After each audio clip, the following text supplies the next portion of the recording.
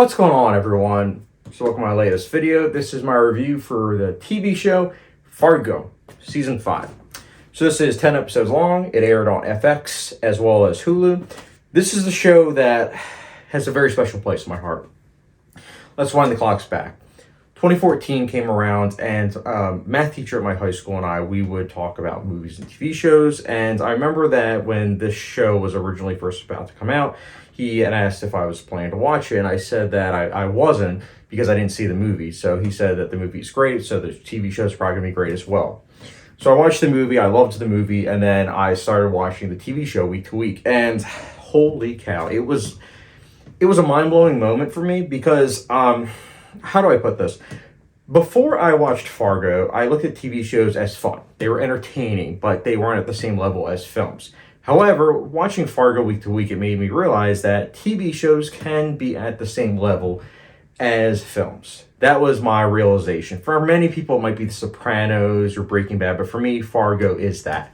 And Season 2 somehow managed to be at the same level as Season 1. Season 3 isn't at the same level as Season 1 and 2, but I still loved Season 3.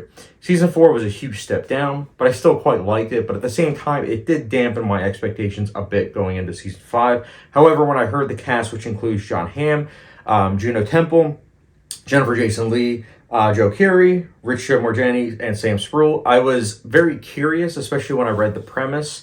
But at the same time, again, I was still a bit nervous because Season 4 seemed like it was such a huge step down. So I was kind of nervous that Season 5 might be even more of a step down or at the same level. And I'm happy to report back that this is definitely a step up from Season 4, but it is definitely not at the same level as Seasons 1 to 3. And I'll get into that in a little bit, but I do want to say this. Right off the bat, the first couple episodes of this season are thrilling. They do such a great job of molding what we as audience members come to expect and also love about the show, which is that characters doing stupid things which lead to consequences, which then lead to a ripple effect of said consequences, and it also affects then other people that are their loved ones. It's something that makes for compelling viewing whilst at the same time somehow balancing drama and comedy in a very thrilling fashion. And that's definitely the case with the first couple episodes. The middle episodes do kind of slow down a bit, and they do get experimental, which I appreciated, but at the same time, I do think that the middle episodes, because it got experimental and it wasn't as compelling, it made me think about how this season did kind of fall into a formula. The last couple episodes in particular, I did like quite a bit, but it wasn't until the final 20 minutes of the finale where it dawned on me that this season as a whole wasn't necessarily about what I originally thought.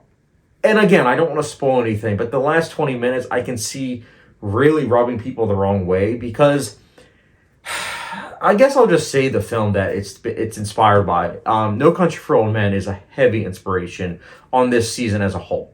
It's not at the same level as No Country for Old Men, that's for sure, but there's definitely a lot of similarities. And you as a viewer, if you haven't seen this fifth season, you as a viewer, I want you to, pinpoint some of the things that I'm talking about. There's some things that are more subtle, but then there's other things where it's more obvious, but not in a bad way. But my point is that when you get to the finale of the season, what we think as audience members that this episode is going to be is in the first 10 minutes. And then the rest of that episode is more of something that isn't that expected, that I think I wasn't necessarily entertained by, but I really appreciated what the director and the writers were going for because it makes sense in retrospect what this season was going for, and I do think that it works. It's just not necessarily quite as compelling as seasons 1 to 3, but at the same time, it will be something that I won't forget in terms of season 5. I am curious, though, with season 5, how I'll like in terms of rewatchability value, because when I think of this show, I do rewatch seasons 1 and 2 quite a bit. Season 3, not necessarily as much. And season 4, I haven't rewatched. I haven't rewatched at all. I haven't seen it since it aired a couple years ago. So I'm curious about season 5. But I will say that there are some things that are a bit heavy-handed or on the nose, certain elements that I feel like weren't quite as strong in terms of the writing that I necessarily wanted. Some of the thematic material. Other thematic material is quite enriching, but there's other elements that aren't necessarily. And again, I'm trying to be vague because if you're going into this season quite blind, that's a good thing. But I don't want to spoil that, experience for you as a viewer. I will say this, the show overall, it is quite well shot. It does have a nice score. The costume design is appealing. I do like the characters. I do find them to be interesting. The actors that I mentioned, those are the ones that are standout performances for me. I do think that the two big performances that I absolutely adored were Juno Temple and John Hamm. They are fantastic in this season of TV.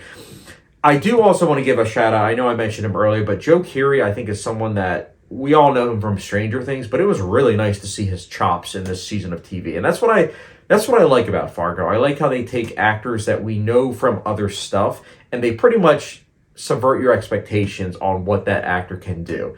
We saw that with Billy Bob Thornton. I mean, Billy Bob Thornton is someone that when I think of him, I always think of him as like this, really charming, nice, suave individual. And then you watch him in season 1 of Fargo and he is absolutely terrifying with one of the most absurdly amazing haircuts. And that's Fargo in a nutshell. That's Fargo. It does a great job of, really surprising you as viewers. And again, the finale did that, but it might not be enough for viewers. I can definitely see this being something that will be divisive among Fargo fans. I'm very curious to hear your guys' thoughts on if you guys, like season 5 of Fargo. For me, I did quite like it despite having my share of issues. And that's why for me, Fargo season 5, I'll personally be giving a...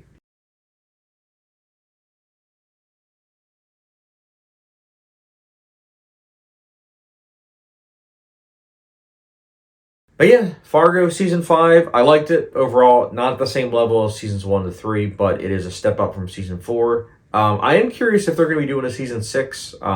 If they do, it will probably come out in a couple of years. But it's kind of crazy that, this season 5, it ended in the early part of 2024. It's just kind of interesting how this is a show that's been going on for 10 years, but there's been only 5 seasons. And I kind of like that because it means that they take their time with each season and that the creator, it's something that he creates each season based on, ideas that come to his mind at that point in time. So I like it. I think that it's something that makes it for a fresh perspective. One thing I did want to also add is that season 5 of Fargo doesn't necessarily have as much references and tie-ins to like the first 3 seasons of Fargo. Like first 3 seasons of Fargo did have that. That was like, more of like the cherry on top of the sundae. But this is just, it doesn't have that cherry on top. It's just a sundae. But I like the sundae. But anyways, yeah, guys, I'm rambling at this point. I apologize about that. But I'm very curious to hear your guys' thoughts on Fargo season 5. If you want to talk spoilers, because again, I know that this review is more of a vague recap. Let me know your thoughts in the comment section below in terms of spoilers. I'll be more than happy to talk further in depth about them. But very curious to hear your guys' thoughts, and also rank the seasons of Fargo down below. For me, it's probably 1, 2, 3, 5, and then 4. But I want to see your guys' ranking down below. And guys, as always, don't forget the subscription, notification bell, follow me on Letterboxd, and I will catch you guys later.